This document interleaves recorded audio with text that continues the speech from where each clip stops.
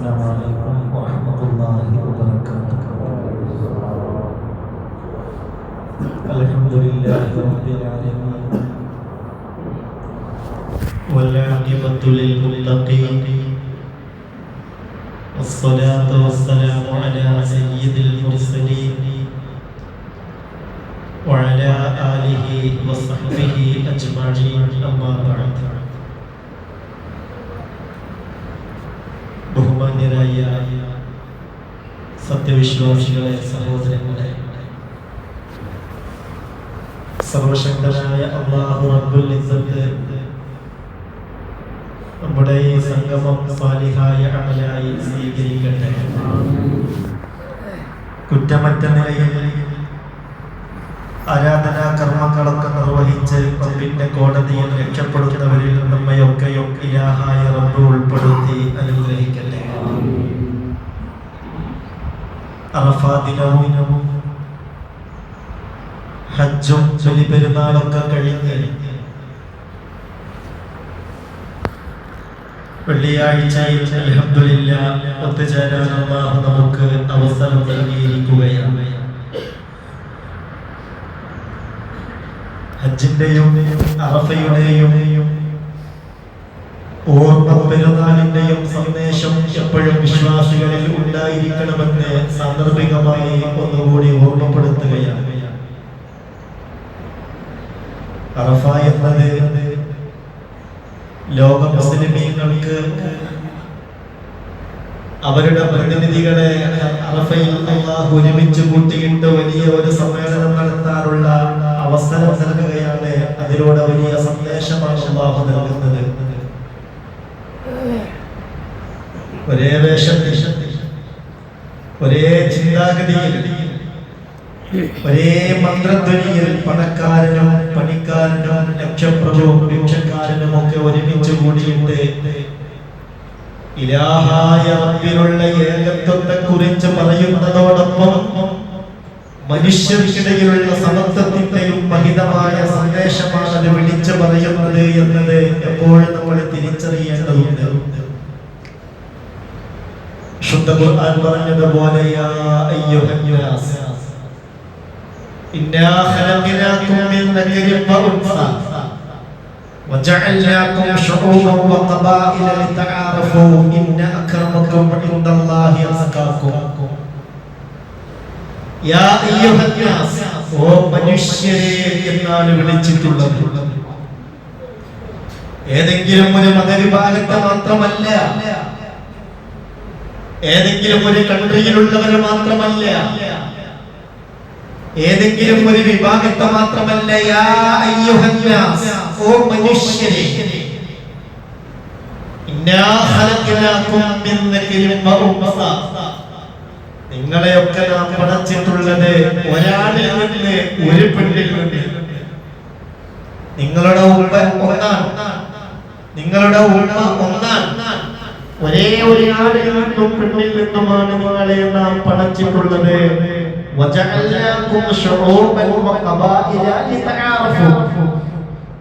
പിന്നെ എന്റെ നിങ്ങളെ ഗോത്രങ്ങളും ഉപഗോത്രങ്ങളും ഒക്കെയാക്കി അതിൽ തിരിച്ചറിയാൻ വേണ്ടിയാണ്.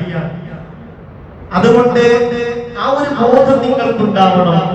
എന്നിട്ട് പറയുന്ന ഒരു കാര്യമുണ്ട്, ഇന്ന അക്രമകും ഇൻദല്ലാഹി അത്ഖാകും, നിങ്ങളിൽ ഏറ്റവും മാന്യൻ, ഏറ്റവും ബഹുമതിയുള്ളവൻ ഇൻദല്ലാഹ്, അല്ലാഹുവിന്റെ അടുക്കൽ അത്ഖാകും, നിങ്ങളിൽ ഏറ്റവും തഖ്വയുള്ളവനാണ്. ഇലാഹായ റബ്ബിനെ കുറിച്ചുള്ള ബോധം കൂടുതലാർക്കാണോ, അല്ലാഹ് എന്ന ചിന്ത കൂടുതലാർക്കാണോ, ഇലാഹായ റബ്ബുമായി അഭേദ്യമായ ബന്ധമുണ്ടാവണമെന്ന താല്പര്യമാർക്കാണോ, നിരന്തരം എന്റെ റബ്ബിനെ നിരീക്ഷിക്കുന്നുണ്ട്, ഞാൻ അല്ലാഹുവിന്റെ നിരീക്ഷണത്തിന് വിധേയനാണ്, ആ ഒരു ചിന്തയോടെ റബ്ബിനെ ഭയപ്പെട്ട് ജീവിക്കുന്നവരാരാണോ അവർക്കാണ് റബ്ബിന്റെ അടുക്കൽ ഏറ്റവും പരിഗണനയുള്ളത്, ഏറ്റവും മഹത്വമുള്ളത് എന്ന് അല്ലാഹുവിന്റെ വിശുദ്ധ ഖുർആൻ ഉദ്ഘോഷിക്കുന്നുണ്ട്. ഇത് കേവലം തന്റെ പ്രഭാഷണത്തിൽ മാത്രം ഒതുക്കുകയായിരുന്നില്ലല്ലോ മുഹമ്മദ് മുസ്തഫ സല്ലല്ലാഹു അലൈഹി വസല്ലം. പിന്നെയോ തന്റെ ജീവിതത്തിൽ പ്രവൃത്തിയിലൂടെ മുത്ത് റസൂൽ അത് കാണിച്ചു കൊടുക്കുന്നുണ്ട്. മഹാനായ ബിലാൽ ഇബ്നു റവാഹ റളിയല്ലാഹു അൻഹു പറയുന്നുണ്ട്, ഞാൻ ആദ്യമായി പുണ്യനബിയെ കണ്ടാലും എനിക്ക് മറക്കാനാവില്ല. ഞാൻ ഉമയ്യത്തിന്റെ അടിമയായി കഴിയുന്ന കാലഘട്ടം, ഉമയ്യത്ത് ഇബ്നു ഖലഫിന്റെ വീടിന്റെ അകത്തളത്തിലേക്ക് എനിക്ക് പ്രവേശനമില്ലായിരുന്നു. എന്റെ ജോലി എന്ന കാര്യമായ ഉമയ്യത്ത് ഇബ്നു ഖലഫിന്റെ ഒട്ടകങ്ങളെ നോക്കലായിരുന്നു. അതുകൊണ്ട് എന്റെ പാർപ്പിടം ഞാൻ അന്തിയുറങ്ങിയിരുന്നത് ആ ഒട്ടകത്തൊഴുത്തിന്റെ ഒരു മൂലയിലായിരുന്നു. ഞാൻ ഇതുവരെ ഉമയ്യത്ത് ഇബ്നു ഖലഫിന്റെ വീടിന്റെ അകത്തളത്തിലേക്ക് കയറിയിട്ടില്ല. അങ്ങനെ ഒരു ദിവസം എന്റെ യജമാനൻ ഉമയ്യത്ത് ഇബ്നു ഖലഫ് ഷാമിലേക്ക് ഒരു കച്ചവടത്തിന് പോയപ്പോ ഞാൻ പുണ്യനബിയെ കാണാൻ പോയി.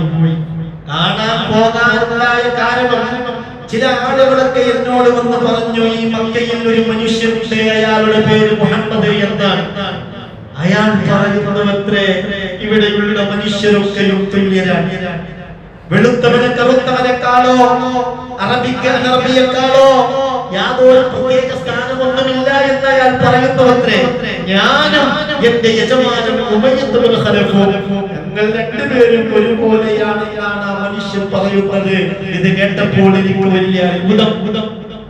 അങ്ങനെ അത്ഭുതം പറയുന്ന ഒരാളുണ്ടെങ്കിൽ അയാളെ ഒന്ന് കാണാനല്ലോ എന്ന താല്പര്യത്തോടുകൂടെ ഞാൻ മുഹമ്മദ് നബിയെ അന്വേഷിച്ചു പോയി. നബിയുടെ വീടിന്റെ പരിസരത്തെത്തി. ഈത്തപ്പനോലമുടനുണ്ടാക്കിയ വീടാണ്. വീടിന്റെ വാതിൽ അടച്ചിരിക്കുന്നു. നബി തങ്ങൾ അതിന്റെ ഉള്ളിലുണ്ടോ എന്ന് ഞാൻ അന്വേഷിച്ചു. അതേ, നബി തങ്ങൾ അതിന്റെ ഉള്ളിലുണ്ടെന്ന് എനിക്ക് വിവരം കിട്ടി. പക്ഷെ വീട്ടിന്റെ ഉള്ളിലേക്ക് കയറാൻ പറ്റിയ സാഹചര്യമല്ല. വീടിന്റെ ഡോർ അടച്ചിരിക്കുന്നു.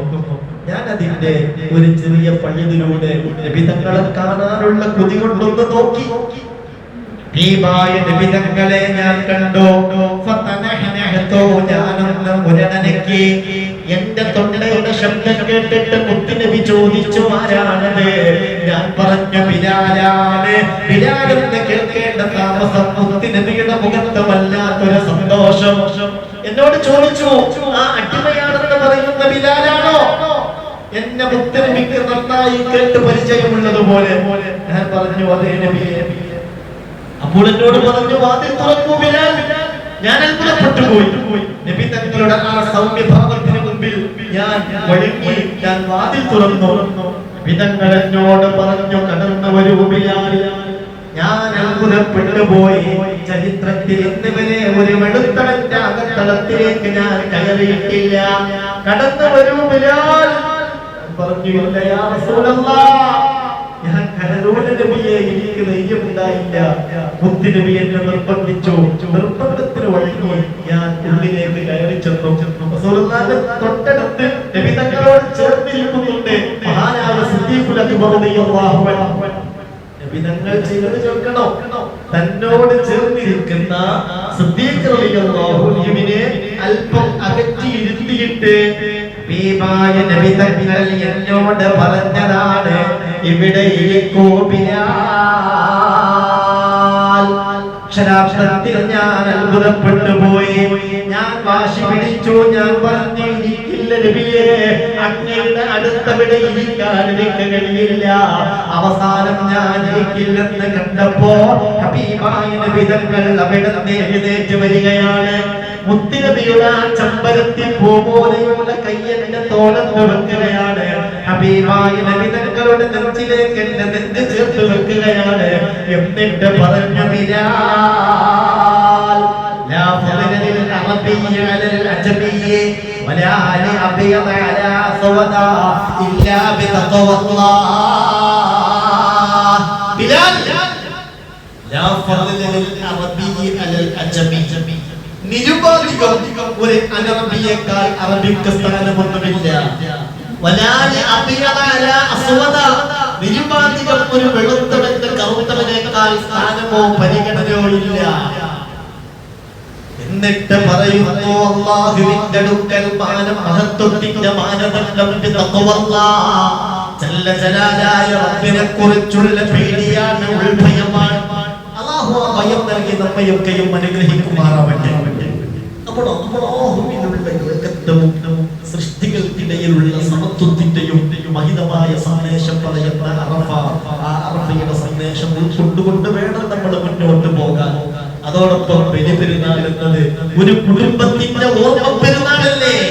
മഹാനായ ഖലീലുല്ലാഹി ഇബ്രാഹിം നബി അലൈഹിസ്സലാത്തു വസ്സലാം മുഹമ്മദ് നബിയെ എപ്രകാരം നിങ്ങൾ വഴിപ്പെടണമെന്ന് പറഞ്ഞോ, മുഹമ്മദ് നബിയിൽ എത്രപ്രകാരം നിങ്ങൾക്ക് മാതൃകയുണ്ടെന്ന് പറഞ്ഞോ, അതേ നിലയിലാണ് ഇബ്രാഹിം നബിയുടെയും കുടുംബത്തിന്റെയും കാര്യം പറഞ്ഞിട്ടുള്ളത്.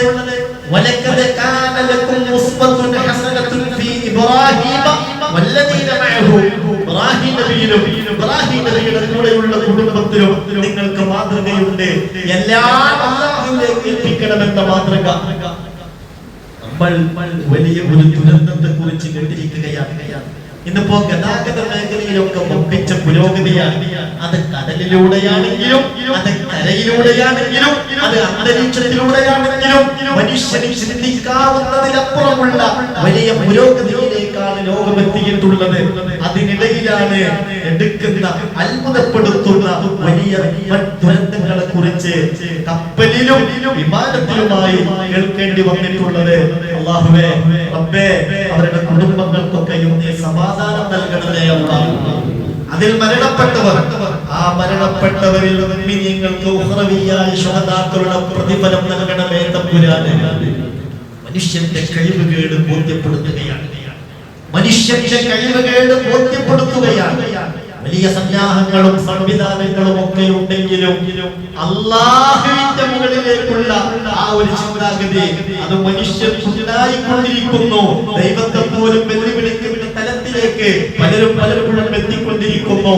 ഇലാഹായ റബ്ബിന്റെ നിമിഷ നേരം മതി എല്ലാം ചുട്ടുചാമ്പലാക്കാൻ.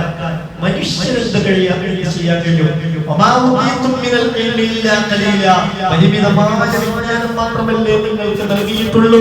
നിങ്ങളിൽ എത്ര പഠിച്ച് എത്ര ഉന്നതി എത്തിയാലും യുഗത്തിലാണ് നമ്മൾ ജീവിച്ചുകൊണ്ടിരിക്കുന്നത്.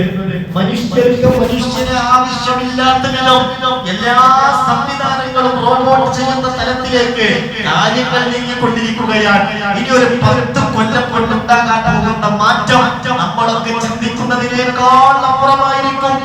അധ്യാപകരെ ആവശ്യമില്ലാത്തൊരു തലത്തിലേക്ക് കാര്യങ്ങളെത്തും, ഭാര്യയെ ആവശ്യമില്ലാത്തൊരു തലത്തിലേക്ക് കാര്യങ്ങളെത്തും, ഭർത്താവിന് ആവശ്യമില്ലാത്ത, മാതാപിതാക്കളെ ആവശ്യമില്ലാത്ത, മക്കളെ ആവശ്യമില്ലാത്ത തലത്തിലേക്ക് കാര്യങ്ങളെത്തും.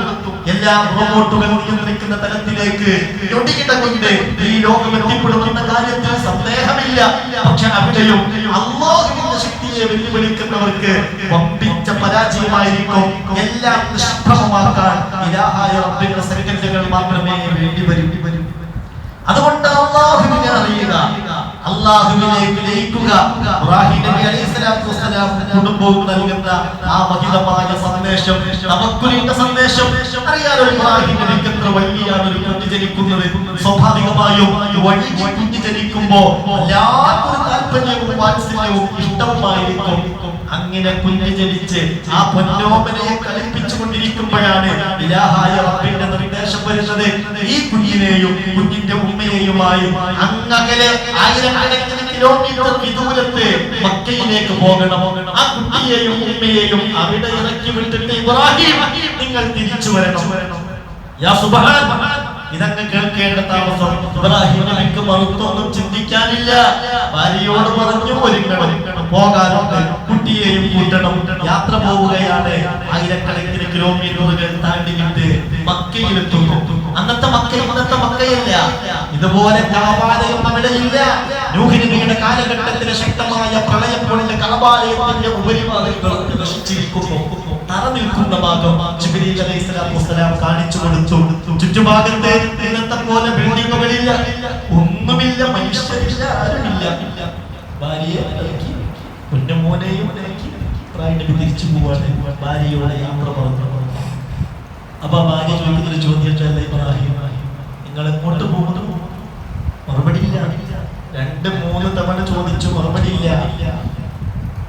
അല്ല ഇബ്രാഹിം ഇലാ തഖ്റുജ് വതത്റുക്നാ ഫീ ഹാദൽ വാദി അല്ലദീ ലൈസ ഫീഹി ഇൻസുൻ വലാ അനീസ്.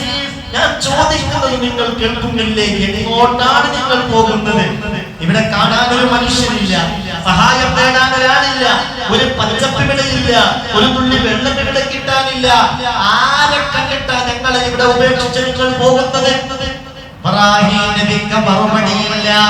അവസാനം ആ ഉമ്മയുടെ ഒരു ചോദ്യമുണ്ട്. ഇബ്രാഹിം, അല്ലാഹു അമറക ബിഹാ, ഇങ്ങനെയൊക്കെ ചെയ്യാൻ അല്ലാഹുവിന്റെ കൽപ്പനയാണോ, അല്ലെങ്കിൽ അല്ലാഹുവിന്റെ തീരുമാനമാണോ?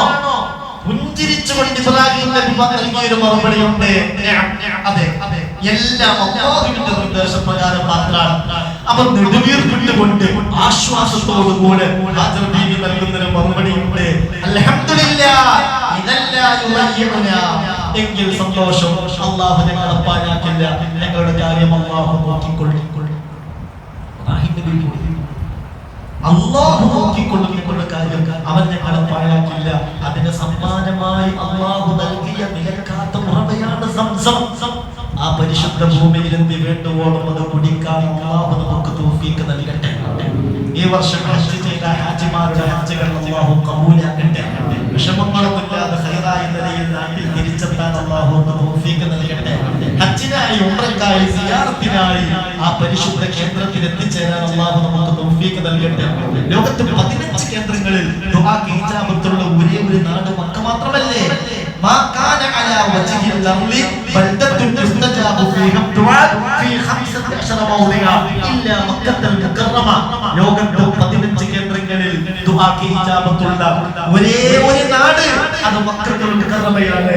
അല്ലാഹുവേ, ആ പുണ്യ കേന്ദ്രത്തിൽ എത്തിച്ചേരാനും ദുആക്ക് ഇജാബത്തുള്ള ഇടങ്ങളിൽ നിന്നൊക്കെ ദുനിയാവിലെയും ആഖിറത്തിലെയും റാഹത്തിന് വേണ്ടി ദുആ ചെയ്ത് ഇജാബത്തോടെ എല്ലാ കർമ്മങ്ങളും നിർവഹിച്ച് തിരിച്ചു വരാൻ ഞങ്ങൾക്ക് തൗഫീഖ് നൽകണേ അല്ലാഹ്.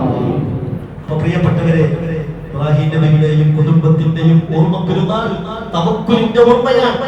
അല്ലാഹു കൂടെയുണ്ട് എന്ന അടിയുറച്ച വിശ്വാസം നമ്മൾ ഇവിടെ സുബഹി നിസ്കാരത്തിൽ ഇലാഹായ റബ്ബിലേക്ക് കരങ്ങൾ ഉയർത്തി പറയാറുണ്ടല്ലോ. അല്ലാഹുവേ, നീ ഏറ്റെടുത്തവരിൽ എന്നെയും ചേർക്കണം, എന്നെ നീ ഏറ്റെടുക്കണം. അങ്ങനെ ഏറ്റെടുക്കണമെന്ന് റബ്ബിനോട് പറഞ്ഞാൽ മാത്രം പോരാ, അല്ലാഹുവിലേക്ക് ഏൽപ്പിക്കാനുള്ള ഒരു മനസ്സും കൂടെ നമുക്കുണ്ടാവണം. സമ്പൂർണമായും ഇലാഹായ റബ്ബിലേക്ക് നമ്മൾ ഏൽപ്പിക്കണം. അപ്പോൾ സങ്കടങ്ങൾ വരുമ്പോഴത്തേക്ക് തടയില്ല. ആ അല്ലാഹു എല്ലാം അറിയുന്നവനാണ്. ആ വിശ്വാസികളുടെ ചിന്ത റസൂൽ പറഞ്ഞതുപോലെ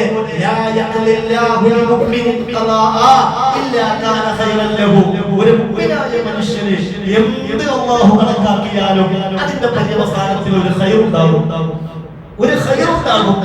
അത് തവക്കുലിന്റെ അഹ്ലുകാർ ആ ഖൈർ ഉണ്ടാകുമെന്ന അടിയുറച്ച വിശ്വാസത്തിൽ ക്ഷമിക്കണം.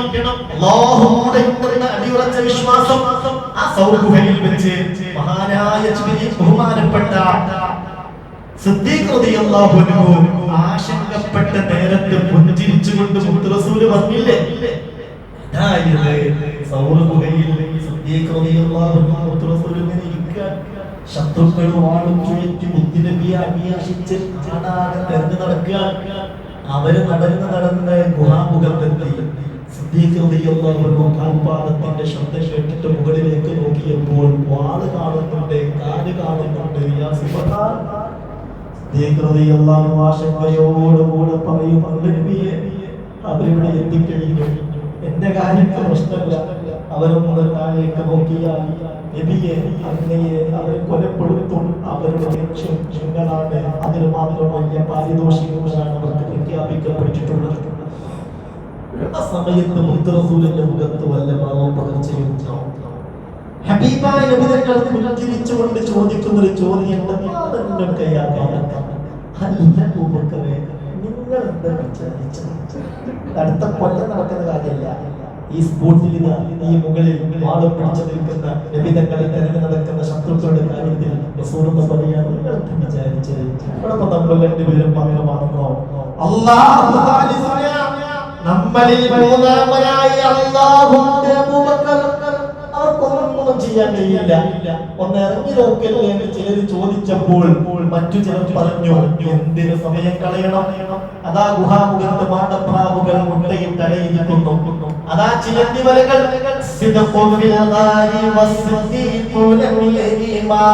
وهم يقولون ما بالغار من نارمي ظن الحمام وظن الكبوت على خير البرية لم تنسج ولم ترحمي مولاي صل وسلم دائما ابدا على حبيبك خير الخلق كلهم.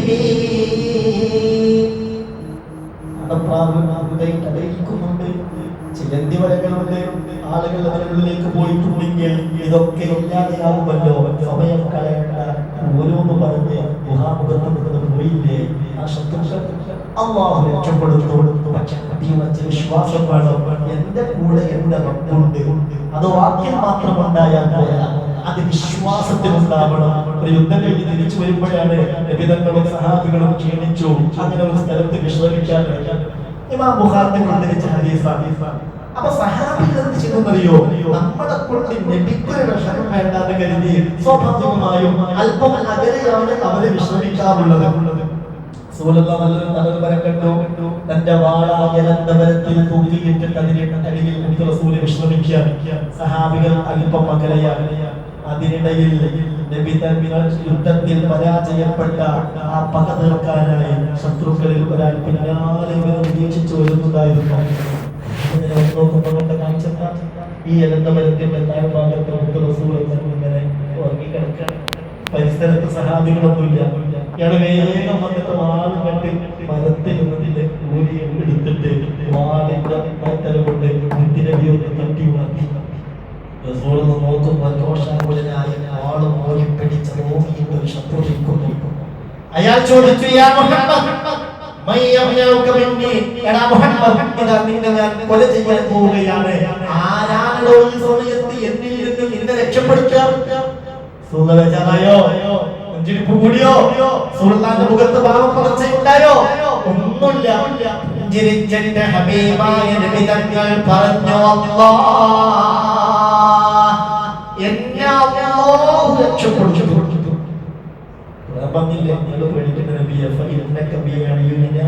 നിങ്ങൾ നമ്മളെ നിരീക്ഷണത്തിലാണ്, ആർക്കും ഒന്നും ചെയ്യാൻ കഴിയില്ലാതെ പറഞ്ഞതല്ലേ, അല്ലാഹു രക്ഷപ്പെടുത്തണം. അയാളെ കൽബിലേക്ക് ആഴ്ന്നിറങ്ങി അയാളെ കയ്യിലോ ആളങ്ങ് വീഴാൻ. ഉടനെ മുഖ്യനബിയാവാളെടുത്തു അയാൾക്കെതിരെ ഓങ്ങി. എന്നിട്ട് ചോദിച്ചു, നിന്നെ ഞാൻ കൊല ചെയ്യാൻ പോവുകയാ, ആര് എന്നിൽ നിന്ന് നിന്നെ രക്ഷപ്പെടുത്തും?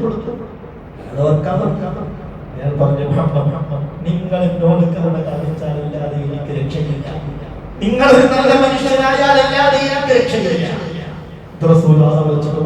നിനക്ക് പോകാം, ഞാനൊന്നും ചെയ്യില്ല. പക്ഷെ മാതിരി ഭയപ്പെടുത്തലുമായും ഇനി ഇങ്ങോട്ട് വരരുത് എന്ന് പറഞ്ഞ് അയാളോട് പോകാൻ പറഞ്ഞു. അയാൾ നേരെ തന്റെ കുടുംബത്തിൽ പോയി മുത്തിനെതിരെയിൽ സ്വഭാവ ഗുണത്തെ കുറിച്ച് പറഞ്ഞു. അങ്ങനെ റസൂലുള്ളാഹിന്റെ അടുത്തേക്ക് വരുന്നു. ചുരുക്കലോട് പറഞ്ഞു,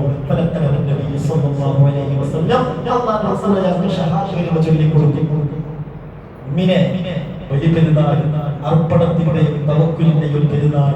അതങ്ങനായിട്ട് ആഘോഷിച്ചാൽ മാത്രം പോരാ, അതിന്റെ വലിയ പാഠങ്ങൾ ഉൾക്കൊണ്ട് എന്റെ കൂടെ എന്റെ റബ്ബുണ്ട്, എനിക്ക് എന്റെ റബ്ബ് മതി എന്ന അടിയുറച്ച വിശ്വാസത്തോടുകൂടെ മുന്നോട്ട് പോകാൻ നമുക്ക് കഴിയണം. അതിനല്ലാഹു തൗഫീഖ് നൽകട്ടെ. എല്ലാം അല്ലാഹുവിൽ തവക്കുലാക്കുക എന്നാൽ നമ്മൾ ചെയ്യേണ്ടത് ചെയ്യാതിരിക്കലല്ല, അതല്ല തവക്കുൽ. നമ്മൾ ചെയ്യേണ്ടത് ചെയ്യുക, എന്നിട്ട് റബ്ബിനോട് പറയാം. അതാണ് തവക്കുൽ. മഹാനായ ഉമർ റളിയല്ലാഹു അൻഹു ഒരു വഴിയിലൂടെ ഇങ്ങനെ യാത്ര പോകുമ്പോ ഏതാനും ചെറുപ്പക്കാരെ കണ്ടു. അവരൊരു മതിലിന്റെ മുകളിൽ അങ്ങനെ ഇരിക്കുക. ഒരു സമയം തങ്ങൾ ചോദിച്ചു, നിങ്ങൾ ആരാണ്? അവർ ഞങ്ങളെല്ലാം അല്ലാഹുവിലേക്ക് എത്തിച്ച് റബ്ബിൽ നിന്നെല്ലാം കിട്ടുമെന്ന് പ്രതീക്ഷിച്ചിരിക്കുന്നവരാണ്. മർദ്ദങ്ങൾ പറഞ്ഞു, നിങ്ങൾ മുത്തവക്കിലീങ്ങളല്ല, മുത്തവാക്കിലീങ്ങളാണ്, ഒരു തവക്കുലും ഇല്ലാത്തവരാണ്. നമ്മൾ കേട്ടിട്ടില്ലേ, ഇന്നമൽ മുതവക്കിലു റജുലുൻ അൽഖാ ഹബ്ബഹു ഫീ ബത്നിൽ അർളി വതവക്കല അലാ റബ്ബിഹി. കൃഷി ചെയ്യേണ്ട പ്രകാരം കൃഷി ചെയ്തു, വെള്ളം ചേർക്കേണ്ട സമയത്ത് വെള്ളം, വളം ചേർക്കേണ്ട സമയത്ത് വളം, പരിരക്ഷ നൽകേണ്ടതുപോലെ പരിരക്ഷ നൽകി. ഇതെല്ലാം അല്ലാഹുവേ എന്റെ ഉത്തരവാദിത്വം ഞാൻ നിറവേറ്റിയിട്ടുണ്ട്, ഇതിലെന്നെ വിജയിപ്പിക്കണം, ഇതുകൊണ്ട് എനിക്ക് ലാഭം തരണം. അങ്ങനെ ദുആ ചെയ്യുന്നവനാണ് മുതവക്കിൽ. അതാണ് നിങ്ങളിൽ ഓരോരുത്തരും തവക്കുലാക്കേണ്ട പ്രകാരം അല്ലാഹുവിലേക്ക് തവക്കുലാക്കിയാൽ പക്ഷിക്ക് അല്ലാഹു റിസ്ക് നൽകുന്നത് പോലെ നിങ്ങൾക്ക് അല്ലാഹു റിസ്ക് നൽകും. പക്ഷി എനിക്കുള്ളത് കിട്ടുമെന്ന് കരുതി കൂട്ടിയിരിക്കുകയല്ല ചെയ്തത്. രാവിലെ ഒട്ടിയ വയറുമായി അതതിന്റെ ഭക്ഷണം അന്വേഷിച്ച് കൂട്ടിൽ നിന്ന് പോകുന്നുണ്ട്. അപ്പോഴാണ് നിറഞ്ഞ വയറുമായി അത് തിരിച്ചു വരുന്നത്. എന്നതുപോലെ നിങ്ങൾ ചെയ്യണം. റോഡ് മുറിച്ച് കിടക്കുമ്പോ ഞാനെല്ലാം അല്ലാഹുവിലേക്ക് തവക്കുലാക്കിയിട്ടുണ്ടെന്ന് പറഞ്ഞ് വലഭാഗത്തേക്കും പിഴഭാഗത്തേക്കും നോക്കാതെ മുറിച്ച് കിടക്കണമെന്നല്ല പറഞ്ഞത്. അതല്ല തവക്കുൽ. മഞ്ചേരിയിലേക്ക് പോകുന്നെങ്കിൽ മഞ്ചേരിയിലേക്കുള്ള ബസ്സിൽ കയറണം. നേരെ ഓപ്പോസിറ്റ് ബസ്സിൽ കയറിയിട്ട് അവിടെ എത്തുന്നത് വരെ ചൊല്ലിയിട്ട് അല്ലാഹുവേ മഞ്ചേരിയിൽ എത്തിക്കണമെന്ന് പറഞ്ഞാൽ അത് തവക്കുലല്ല. അപ്പൊ നമ്മൾ ചെയ്യേണ്ട പ്രകാരം ചെയ്ത് എന്റെ കൂടെ എന്റെ റബ്ബുണ്ടെന്ന അടിയുറച്ച വിശ്വാസത്തോടുകൂടെ ആ റബ്ബിലേക്ക് സമർപ്പണം നടത്തുക. അല്ലാഹു നമുക്ക് തൗഫീഖ് നൽകട്ടെ. അല്ലാഹു നമുക്ക് തൗഫീഖ് നൽകട്ടെ. അല്ലാഹു യഥാർത്ഥ അഖിലകാര്യങ്ങളൊക്കെ ഉൾപ്പെടുത്തുമാറാവട്ടെ. പ്രത്യേകം ഓർമ്മപ്പെടുത്താൻ ഒരു കാര്യം, നമ്മുടെ താഴത്തായാടി മദ്രസ അൽഹംദുലില്ലാഹ് അതിന്റെ സ്മാർട്ട് ക്ലാസ് റൂം അതിന്റെ ഉദ്ഘാടനം നാളെ ശനിയാഴ്ച രാവിലെ 7:10 ടെക്നോളജികളും സംവിധാനങ്ങളും ഒക്കെ ഉപയോഗപ്പെടുത്തി തന്നെ പഠിപ്പിക്കണം. കാരണം കാലം മാറി. നമ്മൾ ആ പഴഞ്ചൻ കുട്ടിൽ പോയാൽ നമ്മൾ പിന്നിലാകും. അവര് സ്കൂളിലൊക്കെ പോകുമ്പോ അവിടെ വലിയ വലിയ സംവിധാനങ്ങളും സൗകര്യങ്ങളും സ്മാർട്ട് ക്ലാസ് റൂമുകളും കാണുന്നു. മദ്രസയിലേക്ക് വരുമ്പോ ആ പഴയ കറുത്ത ബോർഡും ചോക്കും മാത്രമാണെങ്കിൽ അവരുടെ തലയിലേക്ക് അത് കയറില്ല. അവർക്കതിനോട് പുച്ഛം വരും.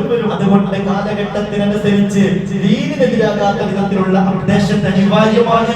അതിന്റെ ഭാഗമായി നമ്മുടെ മദ്രസയുടെ ക്ലാസ് റൂം സ്മാർട്ട് ക്ലാസ് റൂമിന്റെ ഉദ്ഘാടനം നാളെ രാവിലെ 7:15 ബഹുമാന്യനായ നമ്മുടെ മഹല്ല് പ്രസിഡന്റ് കോയാക്ക നിർവഹിക്കും. പ്രിയപ്പെട്ട സഹോദരങ്ങൾ, രക്ഷിതാക്കളൊക്കെ അതിൽ പങ്കെടുക്കണമെന്ന് സാന്ദർഭികമായി ഓർമ്മപ്പെടുത്തുകയാണ്. ദീനിന്റെ കാര്യങ്ങളൊക്കെ ഉണ്ടാകുമ്പോ നമ്മൾ അതിനൊന്ന് പ്രാധാന്യം കൊടുക്കണം. നമ്മുടെ ഒരു സാന്നിധ്യം പോലും അവിടെ പ്രധാനപ്പെട്ടതാണ്. അങ്ങനെയുള്ള നല്ല കാര്യങ്ങൾക്കൊക്കെ നമ്മൾ കൂടെ ഉണ്ടാകണം. അല്ലാഹു നമ്മളെ സഹായിക്കുമാറാവട്ടെ. അതുപോലെ നമ്മുടെ പള്ളിയിലേക്ക് ഒരു സഹോദരൻ ഒരു ബ്ലോക്ക് സ്പോൺസർ ചെയ്തിട്ടുണ്ട്. അല്ലാഹു ബറക്കത്ത് നൽകട്ടെ, അല്ലാഹു ഖൈർ നൽകട്ടെ, അല്ലാഹു അദ്ദേഹത്തിന്റെ സമയത്തിന് ഐശ്വര്യം നൽകട്ടെ, അല്ലാഹു എല്ലാ കാര്യങ്ങളും അദ്ദേഹത്തിന് റാഹത്താക്കി കൊടുക്കട്ടെ, എല്ലാ പ്രയാസങ്ങളും അല്ലാഹു തീർത്തു കൊടുക്കട്ടെ. ശ്രദ്ധിക്കേണ്ട കലക്ഷൻ അകമ്പാടം സ്വദേശിയായ ആമിന എന്ന സഹോദരിയുടെ വീട് പണിക്ക് വേണ്ടിയാണ്. കഴിയുന്നവർക്ക് അതിനോട് സഹകരിക്കണം. പിന്നെ ഹലാലായ ഉദ്ദേശങ്ങളൊക്കെ പൂർത്തിയാകാൻ വേണ്ടി പ്രത്യേകം ദുആ ചെയ്യാൻ ഏൽപ്പിച്ചിട്ടുണ്ട്. അല്ലാഹു ഉദ്ദേശങ്ങളൊക്കെ നിറവേറ്റുമാറാവട്ടെ. ഈ ജുമയുടെ ഏറ്റവും വലിയൊരു പ്രത്യേകത എന്താണെന്ന് വെച്ചാൽ 40 ആളുകൾ എന്തായാലും ഒരുമിച്ച് കൂടുന്നാണല്ലോ. 40 ആളുകൾ ഒരുമിച്ച് കൂടിയാൽ അവിടെ നിന്ന് ദുആക്ക് ഇജാബത്തിന് ഒരു പ്രത്യേകതയുണ്ട്. മഹാനായ സയ്യിദുൽ ഉലമ ചെറുശ്ശേരി ഉസ്താദ് അദ്ദേഹം വെള്ളിയാഴ്ച ജുമാ നിസ്കാരം കഴിഞ്ഞാൽ നീട്ടി ദുആ ചെയ്യും. സാധാരണ ഉസ്താദ് മറ്റു വക്തുകളിൽ ഇമാമത്ത് നിന്നാൽ അങ്ങനെ നിസ്കാരം കഴിഞ്ഞാൽ ആളുകൾക്കൊന്നൊരു ബുദ്ധിമുട്ടുണ്ടാവരുതല്ലോ. 1, 2, 3 വാക്കിലൊക്കെ ദുആ അവസാനിപ്പിക്കും. വെള്ളിയാഴ്ച ഉസ്താദ് ദീർഘമായി ദുആ ചെയ്യും. അവർ 14 കൊല്ലം ഉസ്താദിന്റെ കൂടെ കൊണ്ടുള്ള കാവ്യാനകത്ത് ഞാൻ ഉണ്ടായിരുന്നു. ഞാൻ ഉസ്താദിനോടൊക്കെ ചോദിച്ചതിന്റെ വെള്ളിയാഴ്ച അങ്ങനെ നീട്ടി ദുആ ചെയ്യാൻ കാരണം അപ്പൊ വെള്ളിയാഴ്ച അതൊരു അതിനായിട്ട് ദിവസം തന്നെയുണ്ട്. അന്ന് 40 ആളുകൾ ഒരുമിച്ച് കൂടിയിട്ട് കിട്ടുന്ന ഒരു അവസരം പരമാവധി ഉപയോഗപ്പെടുത്തേണ്ടതുണ്ട്. ഇതിന്റെ ഒരു പ്രത്യേകത തന്നെ 40 ആളുകൾ ഒരുമിച്ച് കൂടിയാൽ മുഹമ്മദ് നബിയുടെ ഉമ്മത്തിൽ 40 ആൾ ഒരുമിച്ച് കൂടിയാൽ അതിൽ ഒരു വലിയുണ്ടായിരിക്കുമെന്ന് ഇമാം ഷാഫി തങ്ങൾ പറഞ്ഞിട്ടുണ്ടല്ലോ. അതുകൊണ്ട് പ്രിയപ്പെട്ടവരെ, ആ ഒരു ഉദ്ദേശം വെച്ചിട്ടാണ് ഇങ്ങനെ ഓരോരുത്തരും ഇതിന്റെ കാര്യങ്ങൾക്ക് വേണ്ടി ദുആ ചെയ്യാനൊക്കെ ഏൽപ്പിക്കുന്നത്. അവരെ കൊണ്ട് കഴിയുന്നത് പോലെ ആ ദുആക്ക് ഇജാബത്ത് കിട്ടാൻ വേണ്ടി പള്ളിയിലേക്ക് സംഭാവനകൾ നൽകുന്നു. അല്ലാഹു അതൊക്കെ കബൂലാക്കുമാറാവട്ടെ. എല്ലാ ഖൈറും ബറക്കത്തും സലാമത്തും അല്ലാഹു നൽകട്ടെ. പിന്നെ ഉദ്ഹിയത്ത് കർമ്മത്തിന്റെ ക്യാഷിൽ നിന്ന് അല്പം ബാലൻസ് ഉണ്ട്. അപ്പോൾ ഓരോരുത്തർക്കും അതിന്റെ തോതനുസരിച്ച് ഇൻഷാ അല്ലാഹ് അത് തിരിച്ചു നൽകുന്നതാണ്. കമ്മിറ്റിയുമായി ബന്ധപ്പെട്ട് അത് വാങ്ങണമെന്ന് ഓർമ്മപ്പെടുത്തുന്നു. നീയല്ല ഞാൻ നല്ല കാര്യത്തിന് വേണ്ടി നിയത്ത് ചെയ്തതല്ലേ, ആ ബാക്കി എനിക്ക് അവകാശപ്പെട്ടതാണ്, അത് ഞാൻ മസ്ജിദിലേക്ക് അല്ലാഹുവിന് വേണ്ടി നൽകുന്നു. അങ്ങനെ ഒരു നിയത്തുണ്ടെങ്കിൽ അതും നിങ്ങൾ അറിയിച്ചോളൂ. അല്ലാഹു റബ്ബുൽ ഇസ്സത്ത് എല്ലാ കാര്യങ്ങളും സന്തോഷത്തിലും റാഹത്തിലുമാക്കി അനുഗ്രഹിക്കുമാറാവട്ടെ. നാളെ റബ്ബിന്റെ കോടതിയിൽ രക്ഷപ്പെടാൻ അല്ലാഹു ഇതൊരു നിമിത്തമാക്കട്ടെ. റബ്ബേ, ഞങ്ങൾ ജുമഅയും ഞങ്ങൾ ഈ ഒരുമിച്ച് കൂടലും ഇതിനായി ഞങ്ങൾ ചെലവഴിക്കുന്ന ഓരോ സെക്കൻഡുകളും ദുനിയാവിൽ ഞങ്ങൾക്ക് വലിയ ബറക്കത്ത് നൽകാനും പരലോകത്തെ ഞങ്ങളൊക്കെ വലിയ നിലയിൽ രക്ഷപ്പെടാനും നീ കാരണമാക്കണമേ റബ്ബേ എന്ന് ദുആ ചെയ്തുകൊണ്ട് വആഖിറു ദഅവാനാ അൽഹംദുലില്ലാഹി. അസ്സലാമു അലൈക്കും.